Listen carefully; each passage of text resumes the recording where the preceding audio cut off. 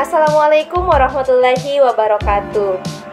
Halo anak-anakku semua, bagaimana kabarnya? Sehat kan? Alhamdulillah sehat ya. Oke, ibu ingin anak-anak ibu untuk melihat temannya yang ada di samping kiri maupun di samping kanannya. Apakah teman-temannya hadir atau tidak? Oke, silahkan dicek teman-temannya. Oh, hadir semua ya. Alhamdulillah. Oke, sebelum belajar, alangkah baiknya kita berdoa bersama dulu ya. Hari ini siapa yang bertugas untuk memimpin doanya? Oke, silahkan Putri Aprilia untuk memimpin teman-temannya. Amin. Sekarang kita bernyanyi bersama dulu ya, supaya anak-anak ibu itu tetap semangat dan mempunyai jiwa nasionalisme. Karena itu, kita akan menyanyikan lagu nasional, yaitu Padamu Negeri. Anak-anak semua sudah hafal kan lagunya? Oke, kita mulai ya. 1, 2, 3. Padamu negeri kami berjanji, padamu negeri kami berbakti, padamu negeri kami mengabdi. Bagimu negeri jiwa raga kami. Wah, ternyata anak-anak ibu semangat ya untuk menyanyi dan pasti semangat juga untuk belajar pada hari ini. Oke, jadi hari ini kita akan belajar tema berapa? Ada yang tahu? Benar, jadi hari ini kita akan belajar tema 9, yaitu benda-benda di sekitar kita, subtema 3, manusia dan benda di lingkungannya, dan pembelajaran 4 dengan muatan bahasa Indonesia, pendidikan kewarganegaraan, dan ilmu pengetahuan sosial. Pertama-tama, kita akan mempelajari muatan bahasa Indonesia. Nah, di sini ibu punya sesuatu untuk anak-anakku semua. Ada yang penasaran? Dan tada! Jadi coba anak-anak lihat deh. Gambar apakah yang ibu pegang ini? Ya, benar sekali. Jadi, gambar yang ibu pegang adalah sebuah keluarga yang sedang duduk bersama sambil menonton televisi, dan ternyata keluarga ini adalah keluarganya Edo. Nah, pada sore hari, Edo sedang duduk santai bersama ayah dan ibunya. Mereka sambil menonton siaran televisi. Nah, pada saat-saat tertentu, ternyata ada jeda iklan. Tahukah anak-anak apa jenis iklan yang ditampilkan di televisi? Ya, benar sekali. Jadi jenis iklan yang ditampilkan di televisi adalah iklan media elektronik. Nah, jadi iklan media elektronik ini dibagi menjadi 3, yaitu yang pertama adalah iklan radio. Ada yang tahu apa itu iklan radio? Oke, jadi ibu akan jelaskan ya. Jadi, iklan radio adalah iklan yang ditampilkan melalui radio. Nah, iklan ini berupa perpaduan bunyi kata-kata dan efek suara. Tentunya iklan radio ini hanya dapat kita dengar. Kemudian yang kedua adalah iklan televisi. Nah, jadi iklan televisi adalah iklan yang ditampilkan melalui televisi. Iklan ini berupa perpaduan suara antara suara, gambar, dan gerak. Dan tentunya iklan ini dapat kita lihat dan dapat pula kita dengar. Dan yang ketiga adalah iklan media digital interaktif atau iklan internet. Jadi, iklan internet adalah iklan yang dipublikasikan melalui internet. Iklan internet ini memiliki jenis yang bervariasi. Ada yang dapat dilihat, serta ada pula yang dapat kita lihat dan ada pula yang dapat kita dengar. Nah, sekarang ibu mau bertanya, apakah anak-anak pernah mengamati iklan elektronik? Oh, pernah. Nah, apakah iklan tersebut itu berisi anjuran untuk menjaga persatuan dan kesatuan? Oke, jadi pertanyaan yang bagus ya, yaitu apa sih itu persatuan dan kesatuan? Jadi, persatuan dan kesatuan adalah modal utama menjaga dan mempertahankan kemerdekaan Indonesia. Hal ini dapat terwujud dengan adanya peran pemerintah dan partisipasi dari masyarakat. Oke, benar sekali. Lalu, apa saja ya peran pemerintah dalam memperkokoh persatuan dan kesatuan bangsa kita? Nah, jadi peran pemerintah yaitu yang pertama, mengadakan festival budaya. Yang kedua, yaitu menjalankan pemerintahan secara adil dan terbuka.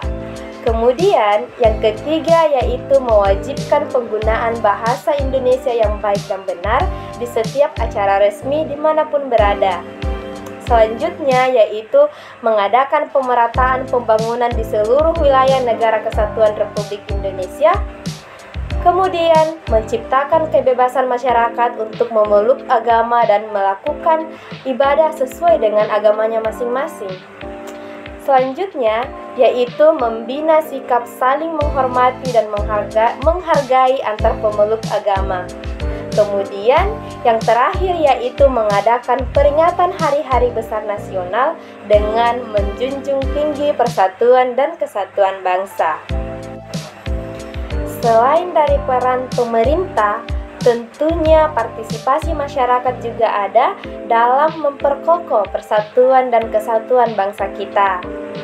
Nah, apa saja kah itu partisipasi masyarakat dalam memperkokoh persatuan dan kesatuan bangsa kita?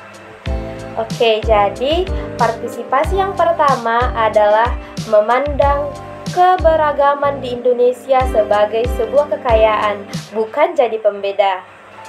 Kemudian, tidak membeda-bedakan perlakuan terhadap seseorang berdasarkan suku, ras, atau agamanya. Kemudian, memperkuat toleransi dalam menghadapi perbedaan, mengedepankan musyawarah dalam menyelesaikan permasalahan, dan menggiatkan gotong royong sehingga interaksi masyarakat semakin erat.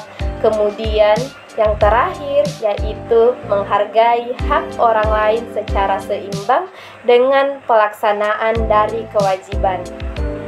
Indonesia merupakan negara yang kaya, baik itu dalam hal budaya maupun dalam hal sumber daya alam.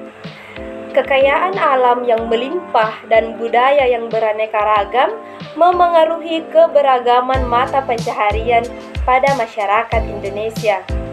Nah, berbicara tentang keberagaman mata pencaharian masyarakat Indonesia, tentunya sekarang kita belajar tentang ilmu pengetahuan sosial.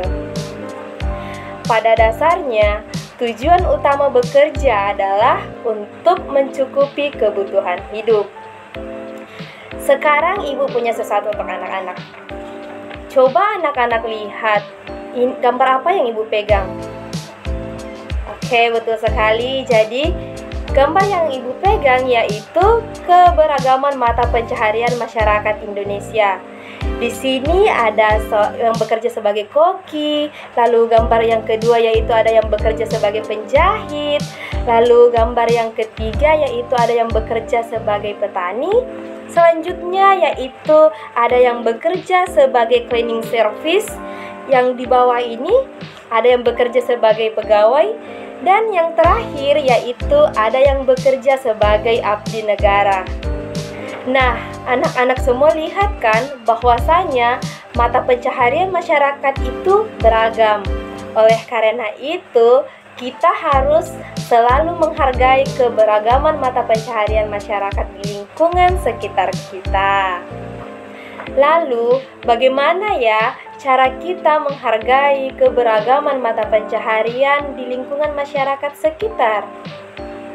Anak-anak, ada yang tahu nggak bagaimana cara kita untuk menghargai keberagaman mata pencaharian di lingkungan kita? Ya, benar sekali.